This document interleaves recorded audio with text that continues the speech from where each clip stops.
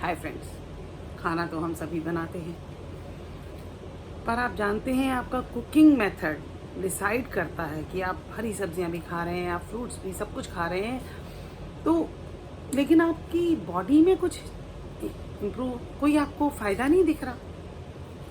तो अगर हम कुकिंग वाले पर्सपेक्टिव से देखें तो वो कैसे फ़ायदा उठा सकते हैं। सबसे पहली बात, मैं बहुत बड़ी बड़ी रेसिपीज़ देखती रहती हूँ क्योंकि मुझे कुकिंग का शौक है और मैं थोड़े से और वीडियो देखकर जानना चाहती हूँ कि लोग कैसा क्या क्या हो सकता है। तो मोस्टली बहुत अच्छी अच्छी वीडियोज़ हैं, पर वो क्या यूज़ कर रहे हैं कुकिंग के लिए, यूटेंसिल कौन से हैं? Non stick. Please non stick बंद कर दीजिए।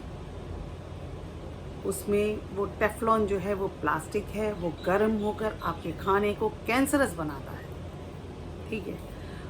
उसकी बजाय आप कास्ट आयरन की जगह चीज़ें लीजिए, वो अब तो कई लोग बेच रहे हैं।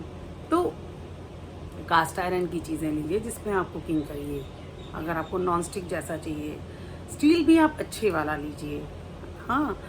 और एल्यूमिनियम में खाना मत बनाइए। एल्यूमिनियम में जो एल्यूमिनियम आप उसमें स्पेशली आलू उबालते हैं एल्यूमिनियम के कुकर में, तो क्या होता है कि वो आलू एल्यूमिनियम को ले लेता है और एल्यूमिनियम हमारे ब्रेन के लिए, स्पेशली बच्चों की जब डेवलपमेंट चल रही होती है, बहुत नुकसान करता है। और खाना पकाने का तरीका बहुत ज़रूरी है जानना। खाना सिर्फ कुछ चीज़ों को मिलाकर पकाकर नहीं है। सबसे पहले जब हरी सब्जियां पकाएं, एक तो मैंने वो बताया पॉइंट कि कौन से बर्तन इस्तेमाल करें। नंबर 2 है, जब भी हरी सब्जियां पकाएं तो जब आप बनाने चढ़ाते हैं तो 5 मिनट तक उनको खुला रखें, ढके नहीं। उससे उनका जो टॉक्सिन्स हैं वो उड़ जाते हैं और उसके स्वाद में आप देखेंगे बहुत फ़र्क होगा। कलर तो आप सोच ही लीजिए बहुत बढ़िया होगा। तो ये, और तीसरी बात, कुछ सब्जियां जो कच्ची खाई जा सकती हैं, जैसे शिमला मिर्च है, बंद गोभी है, गाजर है, चुकंदर है, उनको पूरा जब तक आपके दांत हैं आप क्रंची रहने तक ही पकाइए। बीन्स है, क्रंची रहने तक पकाइए, इतना ओवर कुक मत कर दीजिए कि पता ही ना चले कि बीन्स है या आलू है। और एक और बात, आलू कभी भी छील कर ना बनाएं। जो आलू है बहुत फ़ायदे की चीज़ है, लेकिन उसके जो छिलका है उसके नीचे एक कोटिंग रहती है। वो कोटिंग जब आप छीलते हैं वो चली जाती है और वो सिर्फ एक स्टार्च का पैकेट रह जाता है, जबकि उसमें अपने आप में काफ़ी विटामिन्स रहते हैं। आलू आप इस तरीके से खाएं।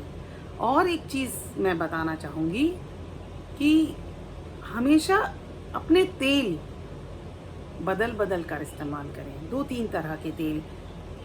और तेल की ही बात आई है तो रिफाइंड का इस्तेमाल बिल्कुल बंद कर दें, क्योंकि रिफाइंड में वो जो हम एसेंशियल ऑयल्स के लिए, जिसके लिए हमारी बॉडी को हम नरिश करने के लिए ऑयल खाते हैं, वो नहीं रहता और उल्टा वो आपकी बॉडी में आर्टरीज में ब्लॉकेज बनाने में बहुत मदद करता है।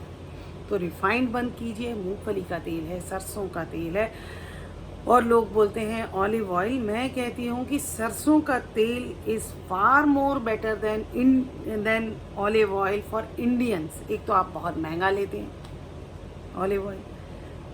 ऑलिव ऑयल की बजाय अगर आप सरसों का तेल आप देखिए, पहाड़ों में भी किसी भी टेम्परेचर पर जमता नहीं है।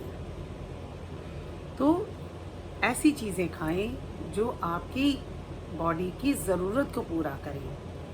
और जहाँ तक हो सके लोहे के बर्तन में खाना पकाएं। आयरन की कमी कभी नहीं होगी। थोड़ा सा ध्यान रखिए। अगर आप खट्टा पका रहे हैं तो उसको जल्दी से परोस लीजिए, और उसमें पकाने के बाद उसको परोसना बहुत इम्पोर्टेंट है। और एल्युमिनियम के बर्तनों का इस्तेमाल, और एक पॉइंट, माइक्रोवेव का इस्तेमाल बंद कर दीजिए, क्योंकि इसमें इतने हाई टेम्परेचर पर खाना पकता है कि इसमें जो एंजाइम्स होते हैं ना, हर खाने में अपने डाइजेशन के लिए एंजाइम्स होते हैं, एब्जॉर्प्शन के लिए एंजाइम्स होते हैं। इसीलिए रिफाइंड फूड मना करा जाता है। रिफाइंड में बहुत सारे एंजाइम्स ख़त्म हो जाते हैं। तो उन एंजाइम्स के लिए आपका खाना धीमी आंच पर पकना ज़रूरी है। उस हाई टेम्परेचर पर वो कुछ नहीं बचता और वो कहीं ना कहीं आपकी बॉडी में कमियां लाता है, जिससे कैंसर हो जाता है। एक तरफ तो आप बात करते हैं फोर्टिफाइड फूड, उसमें एडेड आयरन, एडेड, अरे कहीं तक तो ठीक है, और एक तरफ आप रिफाइंड चीज़ खाते हैं जिसमें से कुछ चीज़ें अपने आप ख़त्म हो गई। तो आपके हाथ में है हेल्थ या दवाइयाँ। मैं दवाई खाने वाले को हेल्दी नहीं मान सकती। हाँ, लाइफ चलाने के लिए बहुत ज़रूरी है, क्योंकि नहीं कर पा रही है, जिन लोगों ने नुकसान कर लिया है अपना। हेल्थ और खाना ज़्यादा बढ़िया रिलेशनशिप है। अगर आप खाने पे फोकस करेंगे, खाना सही खाएंगे, तो आपको दवाइयों की ज़रूरत शायद ही पड़े। नेचुरल जीवन जिए। Thank you.